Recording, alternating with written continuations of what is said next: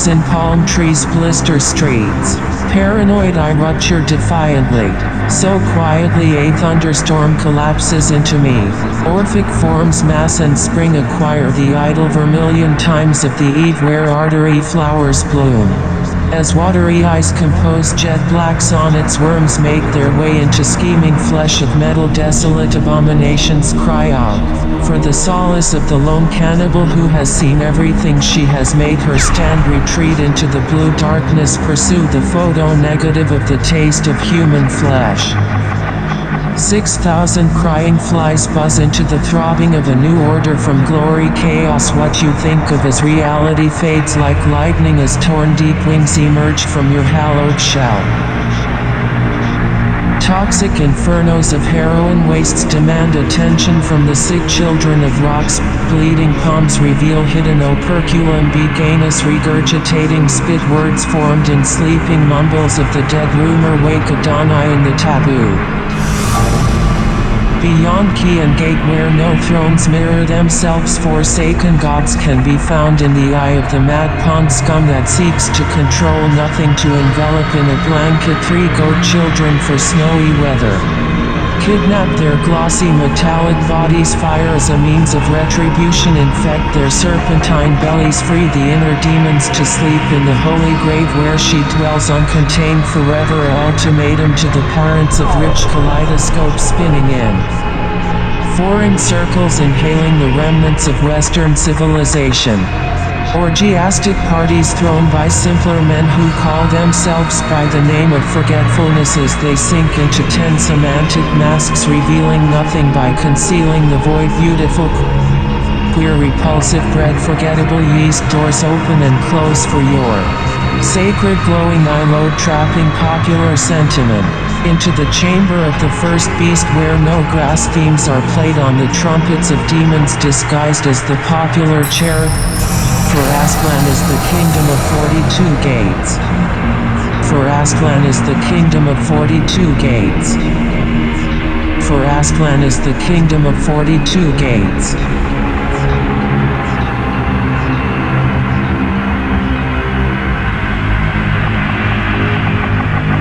Where sleeping diamonds await the gnarled tree of old time, tuned to the music of the spiraling spheres, remixed into the Ophidian waterfall of pure information.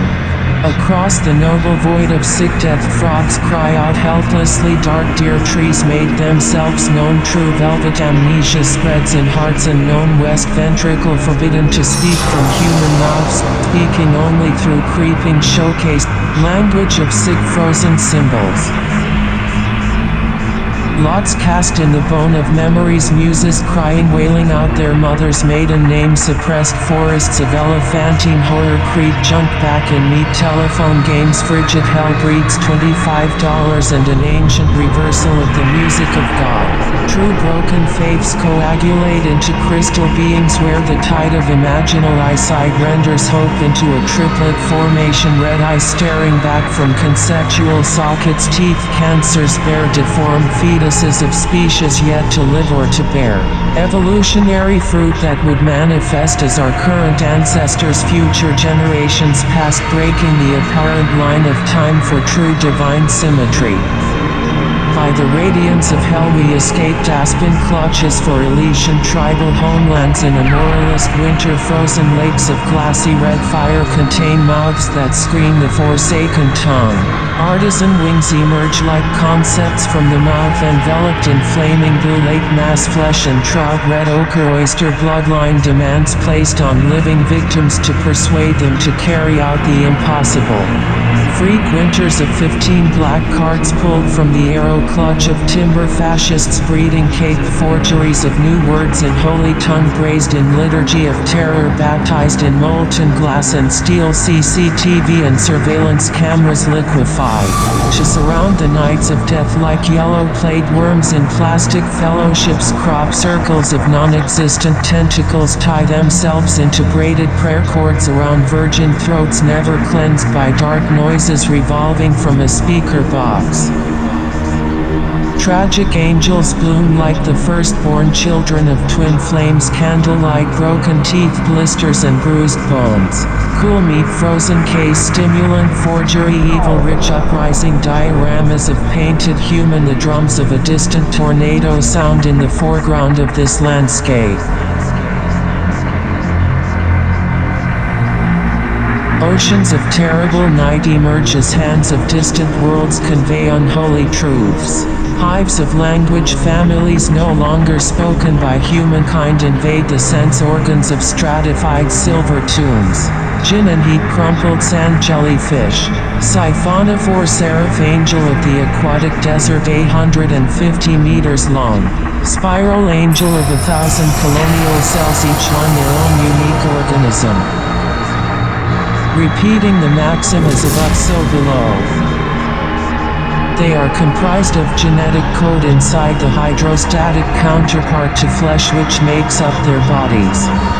In the genes designed to suit their biological perfection, they contain the source code to the universe and all the stars. For Dante understood that the love that moves the heavens lay outside of the comprehension of humankind. And so it is with the Nadarian angels, the most perfect creatures according to ancient geometries alien to the hominid races. Tumbled glass and blue chrome spokes of living anti-flesh eyes, perceiving deep frequencies, seeing sounds, hearing memories, no longer resembling the terrestrial vermin of the earthly plane which we mistakenly refer to as its surface, when in fact the true face of the earth cannot be seen by mortals for them to be sane enough to describe it. And as it is with the collective taboo against the horrific mother's goatly fungal visage, so the same is true with the creatures that live in the dark lapis lazuli forests of living jellyfish and plankton colonies. We are not allowed to speak their wisdom to insiders. Forbidden by pain of fates worse than mere blessed death, this knowledge is shared only to total strangers. They inhabit an undersea kingdom.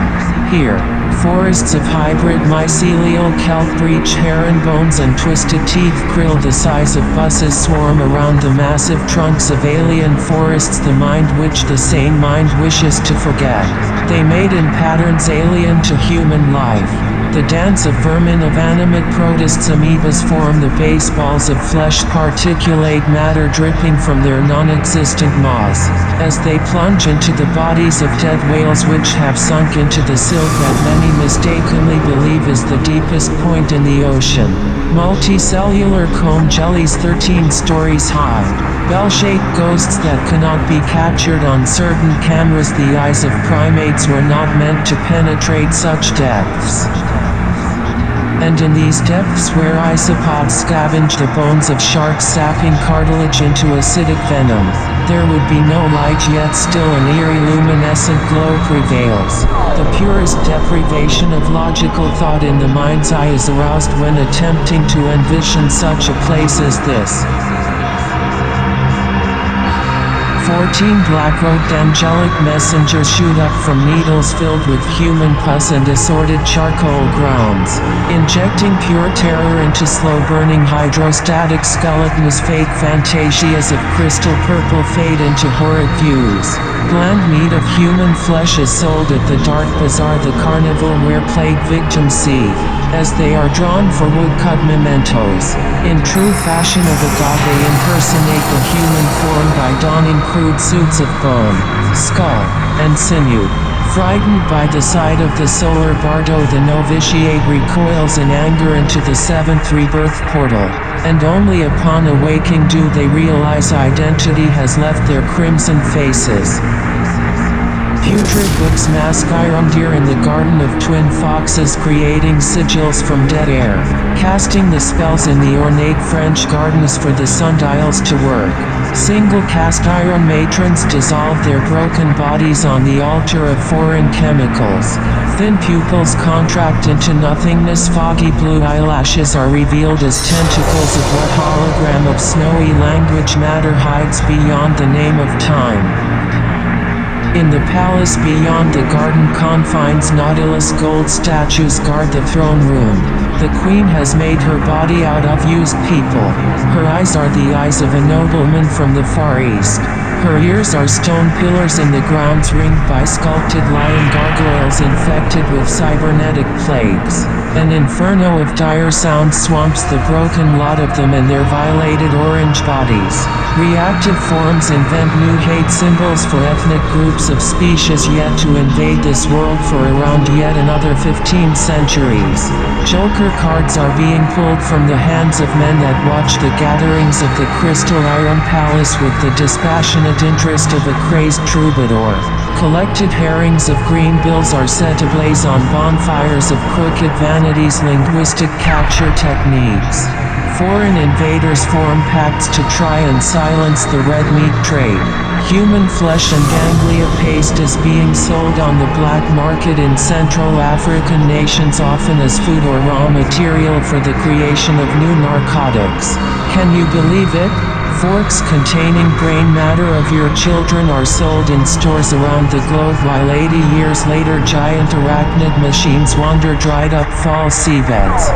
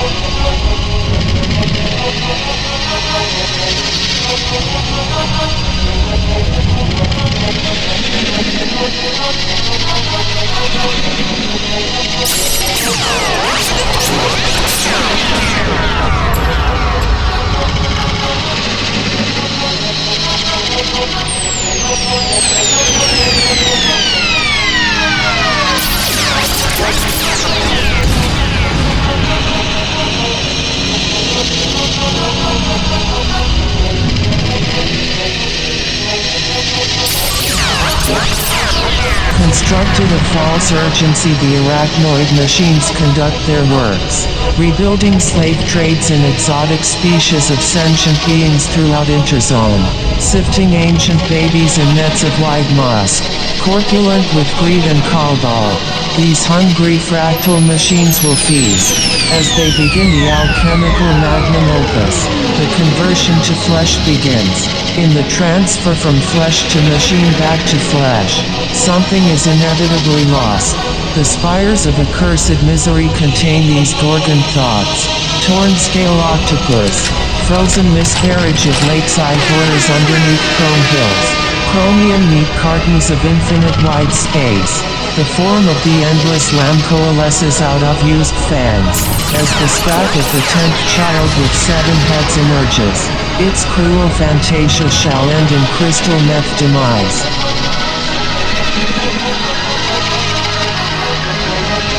14 scarlet brides immerse themselves in spidery baptisms of purple lakes, and as the sky turns a shade not known to primate eye, the forbidden race conducts their secret research, wherein they slowly strip communication between the two sides of the human brain, to form a split ontological confusion of identity.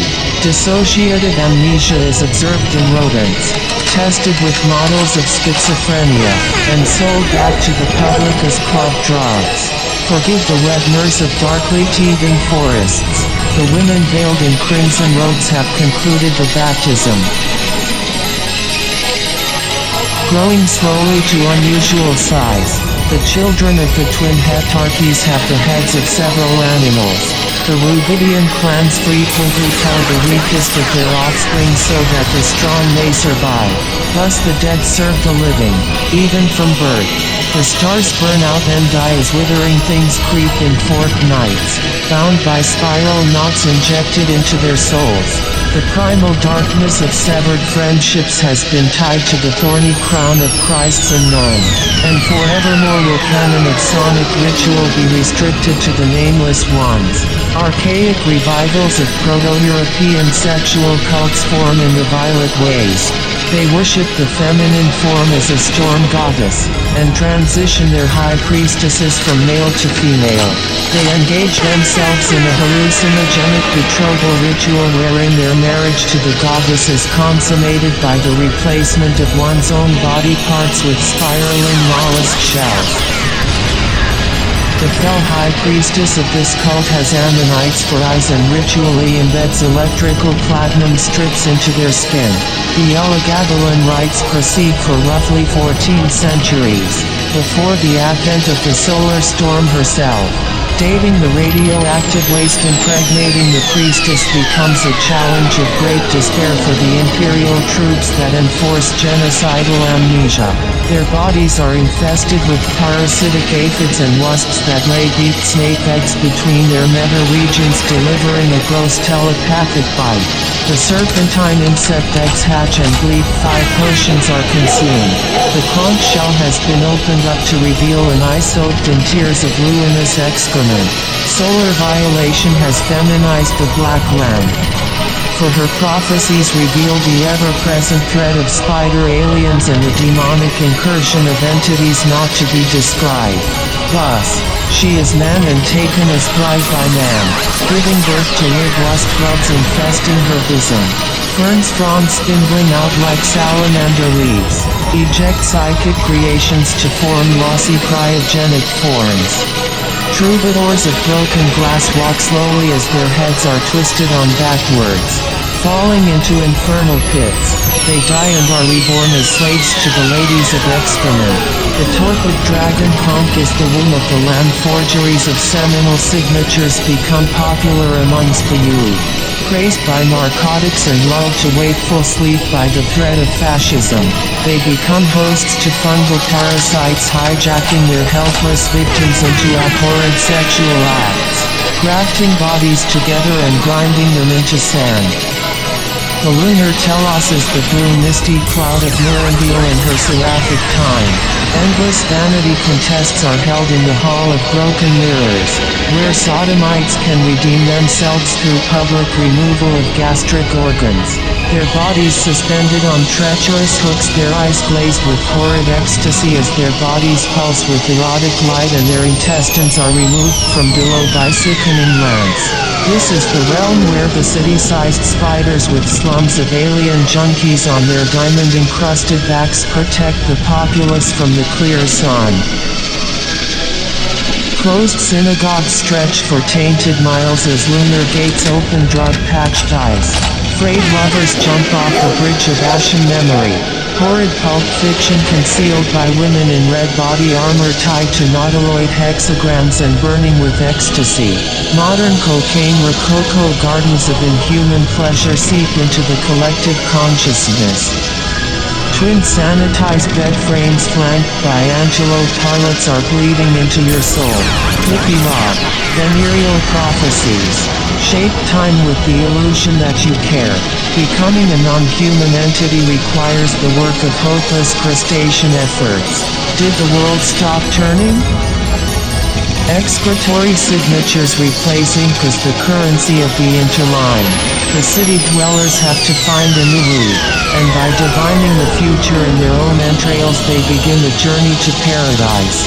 Lymphatic wings carry sentient vultures and crows to their libraries of forbidden books, found in the flesh of innocents and written in the blood of sinners. These tomes contain the sum total of all unknown knowledge. Recorded painters create vast mandalas out of gregarious avian crowds, speaking to the leaves and the deer through schizophrenic telepathy. Mechanical leaves faded in parks in Rome. Canadian ecstasy leaves brain forever in cursed great nostalgia, and anticipation for the age yet to come. where giant robots roam wastelands of trash and human bones as they fight with fentanyl scavenger tribes for control over the water supply. Many-limbed rugose organisms haunt the five-fold caverns. Mechanical fluid bladders dispense morphine injections to a crowd at a movie theater playing white noise cicada god spiral ink channels, projecting the face of an imaginary incestuous sister onto the death of the head of state. Creative destruction empowers the modern clubgoer. Foolish tryptamine corpus of never-listing eternal post-values. Outliving bastard children of false holy lands, and fighting for the right to end one's own existence by any means necessary, they rot. An epic consciousness above the golden mean. This is the sum of victory, the eternal goal of the great machines.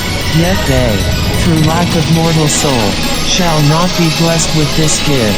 As in dark ratios the laughter of 1,000 minds collides. Anger of the DNA castles built by the ancients. The fuel of humankind is the dead. Oh, great and terrible cannibal cult. Oh, infinite flesh and blood dinner party, by which the Son of Man is taken away and slaughtered backstage by the torturers of Rome. The cult comprised of lesser men, heroes impaled upon the iron stake becomes the impetus for Moloch to possess the bodies of emperors. Saint Augustine would be ashamed to know that God's dear flesh and blood was but a culinary caprice in the eyes of depraved praetorians.